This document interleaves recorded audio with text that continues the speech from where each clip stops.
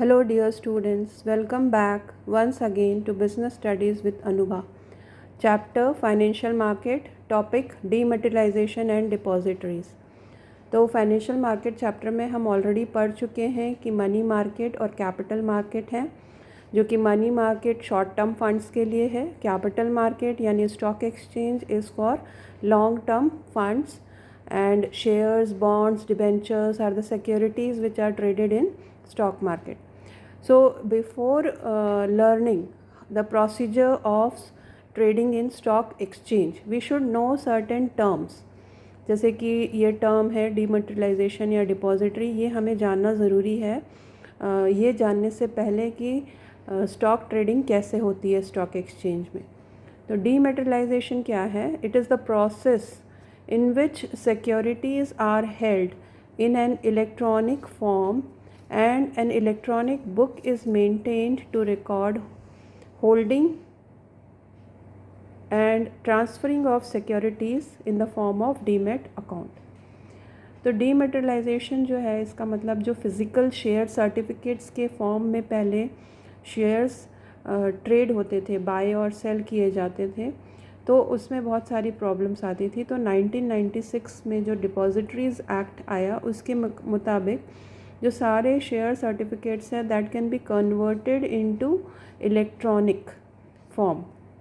तो एक electronic entry और नंबर दिया जाता है जब फिज़िकल सर्टिफिकेट को इलेक्ट्रॉनिक फॉर्म में कन्वर्ट किया जाता है, और जब ज़रूरत हो तो उस इलेक्ट्रॉनिक फॉर्म से हम फिज़िकल सर्टिफिकेट भी ऑब्टेन कर सकते हैं, जिसे हम रीमटेरियलाइजेशन प्रोसेस कहते हैं।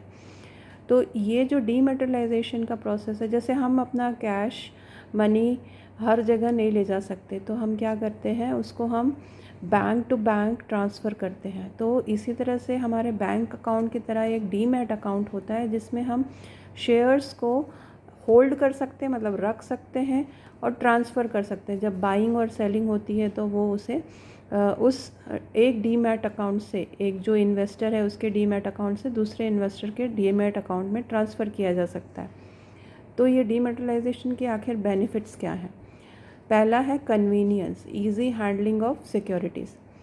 तो जैसा कि हमने बोला कि जो कैश है उसकी हैंडलिंग जो है बहुत डिफ़िकल्ट होती है, इसीलिए हम बैंक से बैंक ट्रांजैक्शंस करते हैं एक अकाउंट से दूसरे अकाउंट मनी ट्रांसफ़र के लिए। तो शेयर सर्टिफिकेट जो है फ़िज़िकल फॉर्म में उनको रखना और बेचना या ख़रीदना थोड़ा मुश्किल है। तो उस मुश्किल को आसान करने का तरीका क्या है? इसे डीमटेरियलाइज्ड फॉर्म में ट्रेडिंग करना।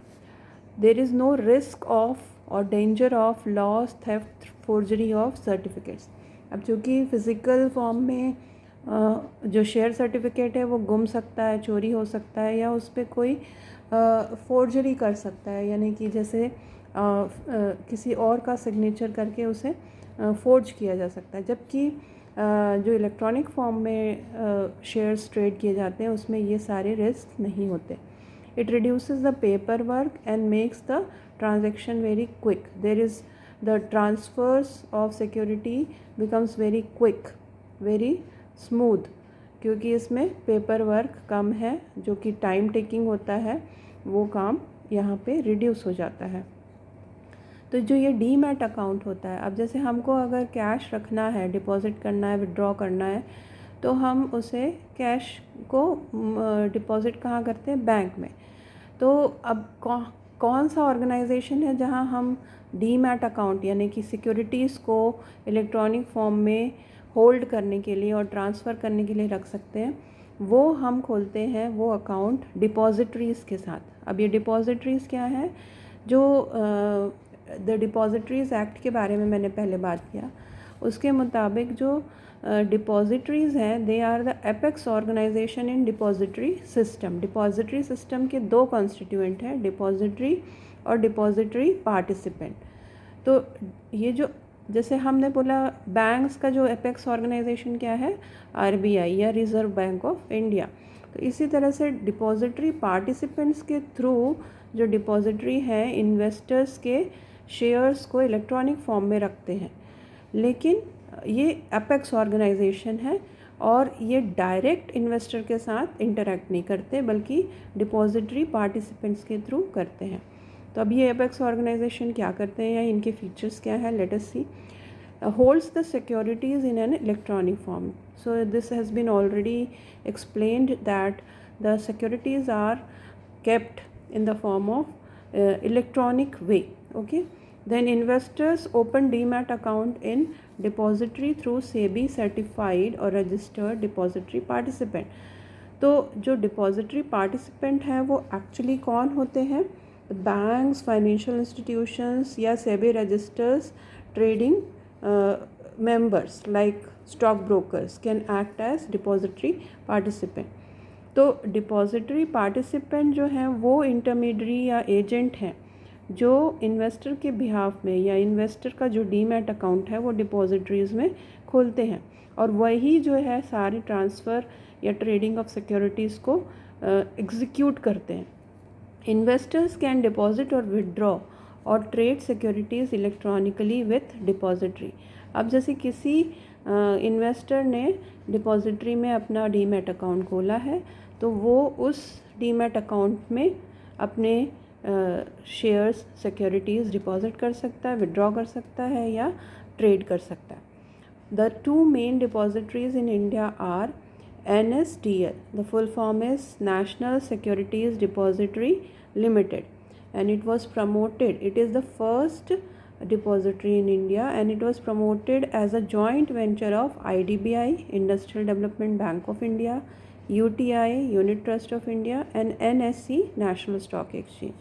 दूसरा डिपॉजिटरी जो इंडिया में अभी फंक्शनिंग है वो है Central Depository Services India Limited.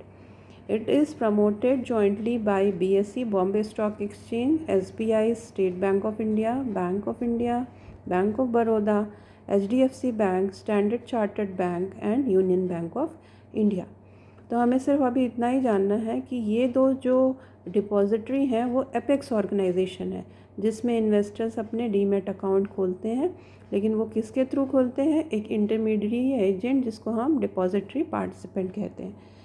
The depositories interact with the investors through agents or intermediaries called depository participants. And banks, financial institutions, SEBI registered trading members can, like stockbrokers, can act as depository participant. In the next video, we will study the trading procedure in the stock exchange. Thank you. Keep watching. Happy learning.